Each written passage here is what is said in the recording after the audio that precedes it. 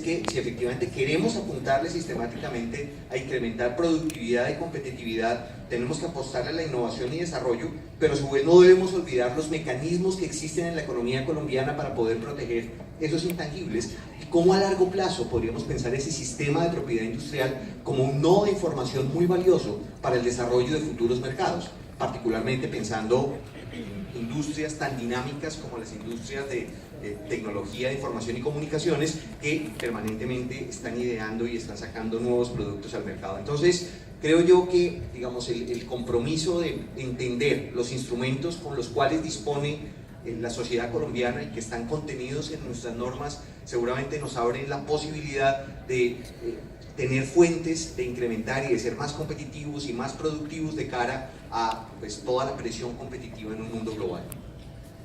Ustedes lo han dicho, el tema de la productividad es preocupante y no solo cuando la productividad ha estado estancada alrededor de cero o inclusive negativa, la total, sino también cuando nos comparamos a nivel regional.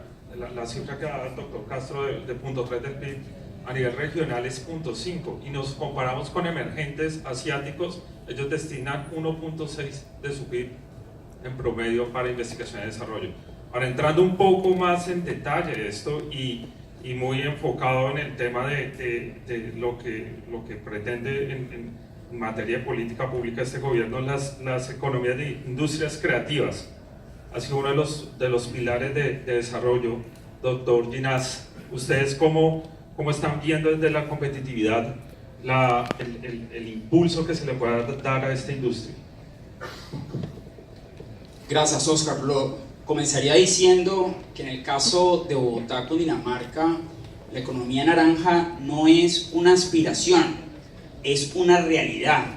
Y precisamente eso se materializa en que hoy en día alrededor de 85.000 empresas, de las alrededor de 500.000 que están registradas ante Cámara de Comercio de Bogotá, directa o indirectamente hacen parte de esa economía naranja.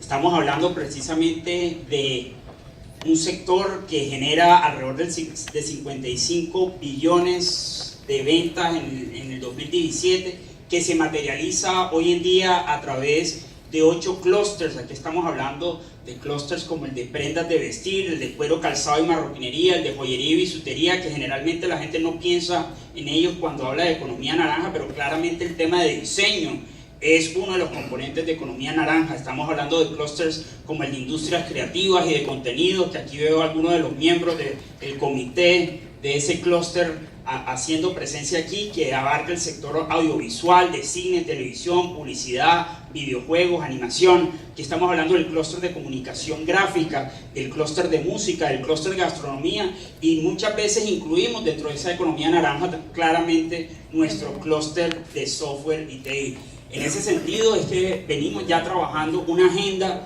para potencializar y escalarlo esa realidad que ya hay en Bogotá y Cundinamarca en materia de economía naranja, y lo estamos haciendo precisamente a través de esa estrategia de especialización inteligente con proyectos concretos sobre esta economía naranja. Venimos trabajando por lo menos de la mano del distrito en una nueva cinemateca que va a catalizar particularmente todo el sector audiovisual de la región. Estamos hablando de un parque científico, tecnológico y de innovación que va a estar enfocado en las TIC y que venimos trabajando de la mano con la Universidad Nacional, con Colciencias. Estamos hablando de un centro de materiales innovadores que va a ser clave para el clúster de comunicación gráfica, pero también para los clústeres relacionados a moda. Estamos hablando de una agenda que venimos trabajando en el marco de los clústeres, como decimos nosotros, de la puerta de la fábrica hacia adentro y de la puerta de la fábrica hacia afuera. Hacia adentro trabajando con la mayor cantidad de empresas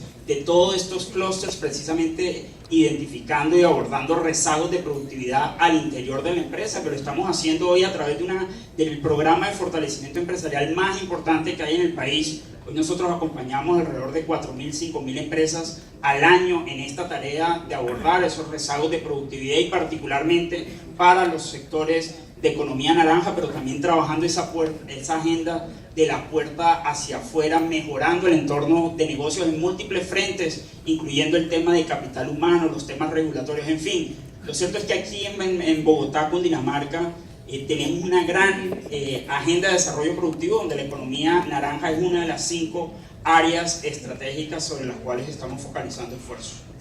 Doctor Castro. A ver, yo creo que cuando uno habla de buscar que esos clústeres de emprendimiento, esas pequeñas empresas surjan, lo que hay que buscar es que sobrevivan su etapa inicial. El problema más grave que tenemos es que solamente en Colombia, de las pequeñas y medianas industrias y micro, menos del 40% están sobreviviendo a los 5 años.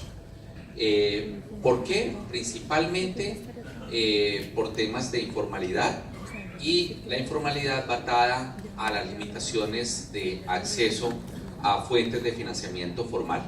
Entonces dependen del financiamiento del dueño o de los socios, y no tienen per se un acceso formal. Incluso muchas ni las cuentas están a nombre de la empresa, sino que las cuentas se manejan a través de los socios. Esa parte para nosotros es clave. Nosotros queremos trabajar como sector en buscar que ese factor de supervivencia se incremente de manera significativa. Estamos en índices muy rezagados frente a América Latina y frente a otros países del mundo, y yo creo que con temas de capacitación, sobre todo en conceptos básicos de educación financiera, lo podemos hacer.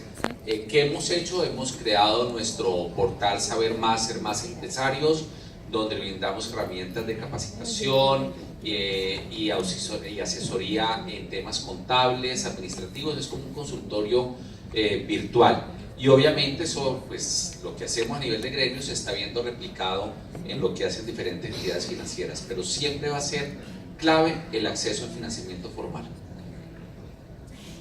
Yo simplemente diría, como para agregar, que a pesar de ese, perdón, no a pesar, sino adicionalmente a ese elemento crítico del financiamiento formal, es también importantísimo que en las industrias creativas en particular, pues exista un esfuerzo muy importante para sofisticar sus modelos de negocio, sus capacidades gerenciales, su manera de proyectar y conectar con clientes, porque solamente para darles algunas cifras de la manera como dispar en que participan en la economía, economías creativas en Colombia versus el resto del mundo. Por ejemplo, a nivel mundial, las industrias creativas representan algo así como el 7% del PIB mundial, y es un valor agregado que está creciendo a tasas anuales de casi 9%.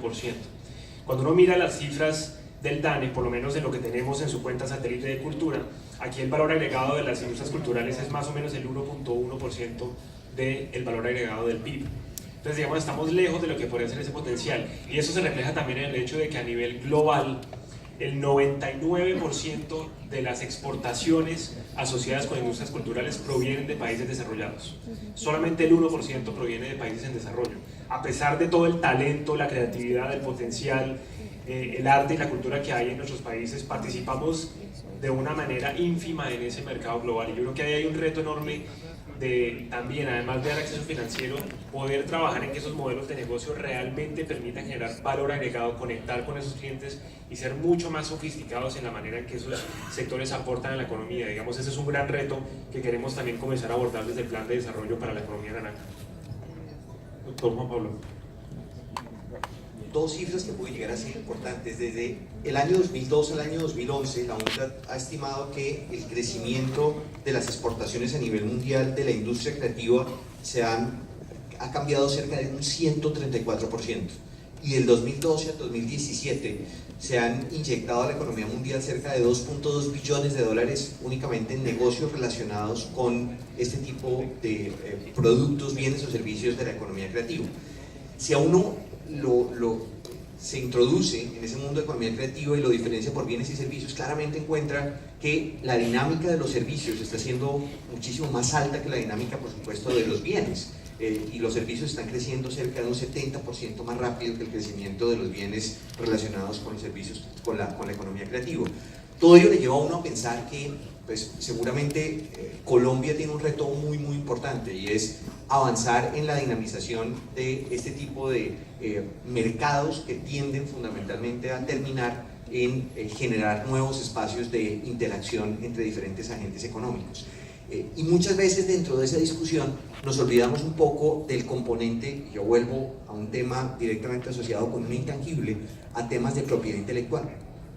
La Dirección Nacional de Derechos de Autor del Ministerio del Interior pues seguramente ha hecho unos esfuerzos muy interesantes en los últimos años por acercarse a los empresarios asociados a economías creativas, por empezar a recaudar información, por establecer bases de datos relevantes, pero creo yo que como economistas tenemos una gran deuda por explorar aún más qué tipo de datos subyacen en ese sistema y qué podemos decir sobre ellos. Hace 2 años, con la Organización Mundial de Propiedad Intelectual, realizamos con la Superintendencia de Industria, Comercio y la Dirección Nacional de Derechos de Autor y el Instituto Colombiano Agropecuario una primera revisión de datos que existen en Colombia en materia de propiedad intelectual. Y nos dábamos cuenta que en los últimos años se empiezan a dar temas muy interesantes que meritarían una cuantificación del impacto sobre el crecimiento económico, más de desde la lógica micro que desde la lógica macroeconómica. Porque lo que generalmente hemos tendido a hacer es asociar cada una de esas actividades a grandes cuentas nacionales.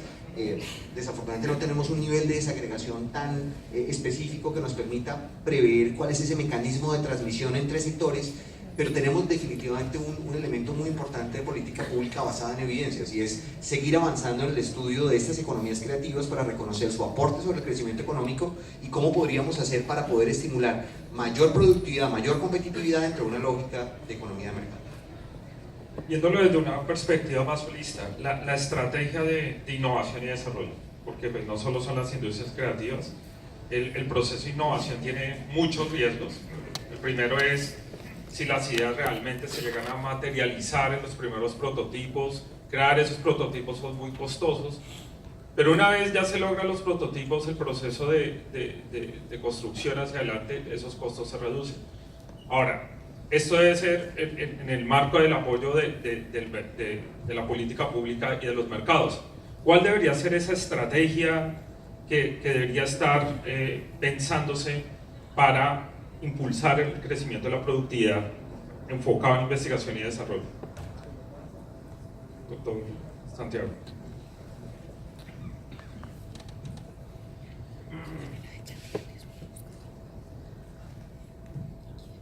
A ver, yo creo que tiene que haber una confluencia de política pública con esfuerzos por parte del sector privado y de la academia.